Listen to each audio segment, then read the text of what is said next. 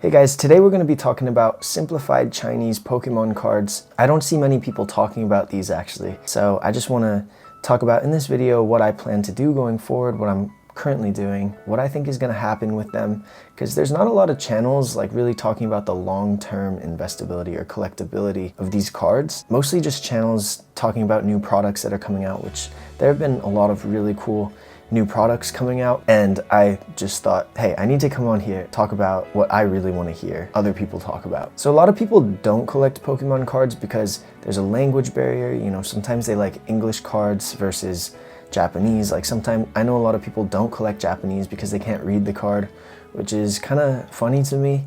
I don't actually read the card because I feel like everything on it is kind of cheesy.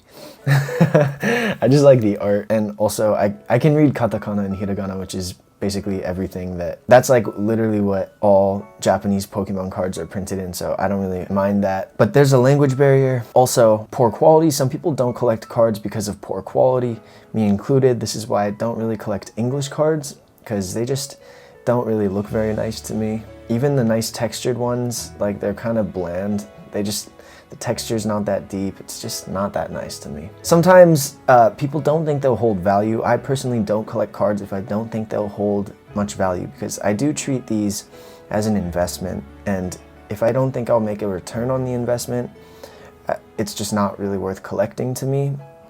Even if the art's really nice. So that, I know a lot of people will be like, oh, so you're just in it for the money. No, but I do want to spend money in places that will either maintain their value or hold money. Like I don't want to just burn money, which is why I don't open cards either. I like to buy cards that contain characters I like, which Chinese cards do.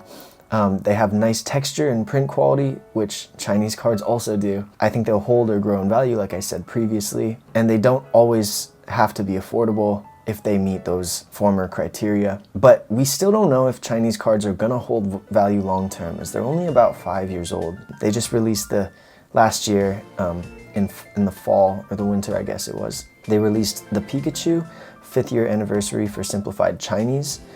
And I do want to mention that traditional Chinese is older than 5 years old. I don't actually know how old traditional Chinese is, but in this video we're just talking about simplified, because that's really all I know much about.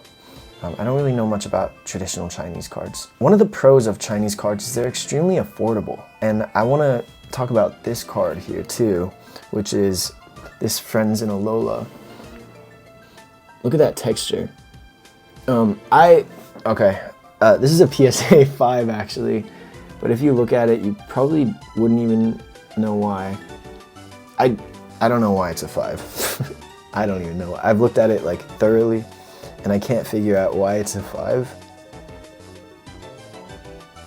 Yeah, I have no idea. I sold all of my PSA 10s. They were for sale on my eBay. I've sold through all of them because I have more at PSA also coming. They seem to be pretty plentiful. There seems to be a lot on the market, but the price is actually rising on them. Kind of wish I held on to them a little longer, but nope, I sold them all. That's okay, I have more coming. And I do want them for my collection as well. So I have like those slab binders, which I wonder if they're safe for protecting cards. I'll do a video on my like slab binder collection at some point. But let me know in the comments if you think they're safe for collecting cards and holding them in there long term, because sometimes I feel kind of scared about doing that. Yeah, so anyways, this card is Chinese, right? And you can tell it's in simplified Chinese because there's like a Pokemon stamp down here at the...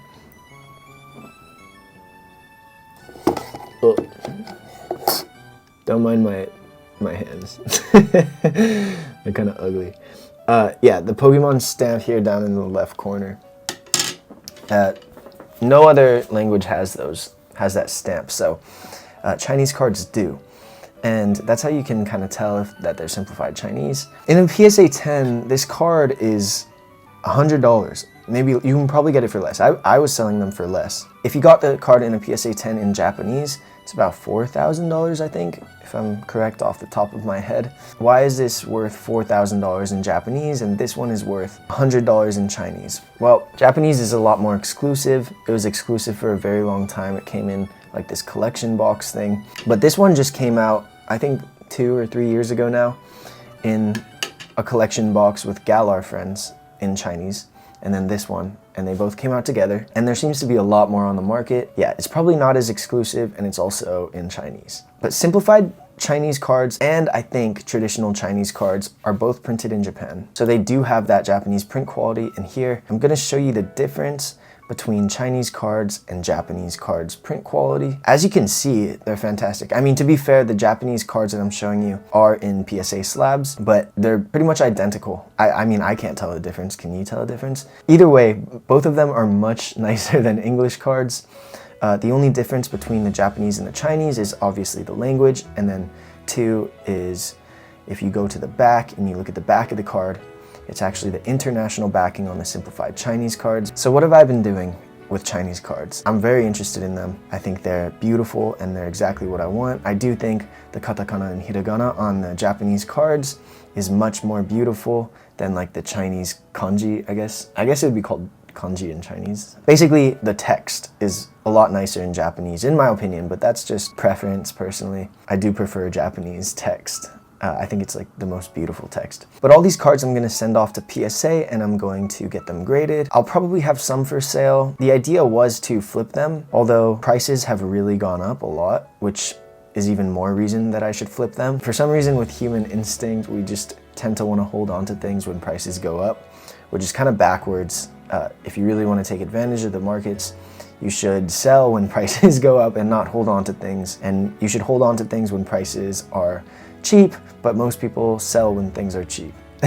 Anyways, I may or may not sell them depending on where the market's at. I'm not in much of a hurry. I do want at least 4 of each card in my collection if I can, but if the market gets too hot, then I will sell. So I bought these cards a few months ago in January, I believe, and the prices have gone up actually kind of a lot on them. I have not been buying any more recently because I just don't know what's gonna happen and I feel like I have enough of them. So that being said, I'm kind of talking myself into holding on to them a little longer. I definitely won't be selling every single copy. Now, with my grading of these Alola friends, I have noticed that a lot of them get like low grades. A lot of them get 10s, and then a lot of them get like 5s, like this one, for no reason. And I don't know if that's pop control or what it is. The Chinese cards that I've gotten, I have noticed to be in a bit worse quality than the Japanese cards like that you would normally get. Like the centering is usually off on the Chinese cards versus the Japanese cards. The centering is usually pretty good. And then sometimes there's whitening, but I don't think that's a matter of the factory. I think that's more because of the way that, you know, the sellers have handled them before it got to me. So anyways, I really like them for collecting. I think they're beautiful. And you can get Sword and Shield prices at an affordable price that you just can't get in English or Japanese because they're just way too expensive now. And simplified Chinese is behind. So a lot of older Sword and Shield cards have actually come out recently. I don't know if that's gonna continue to happen. I think they're gonna catch up at some point soon. I have no idea if they're a good investment. I only really see upside for them depending on how the English and Japanese market does with alt arts and stuff like that. So if English and Japanese cards become more rare, more sought after, and fetch higher prices, I can only see the Chinese counterparts also doing the same thing. Yeah, I can't see anything else happening, honestly. Tell me what you think in the comments. You can shop on my eBay store. I might have Chinese cards up there at some point again. And I don't have that much stuff right now, but yeah, my eBay is Aniverse Collect. I'll put the links in the bio. I actually have 2 stores. One of them is just because I figured I'd just build up another one while I'm at it. So anyways, shop on eBay at Aniverse Collect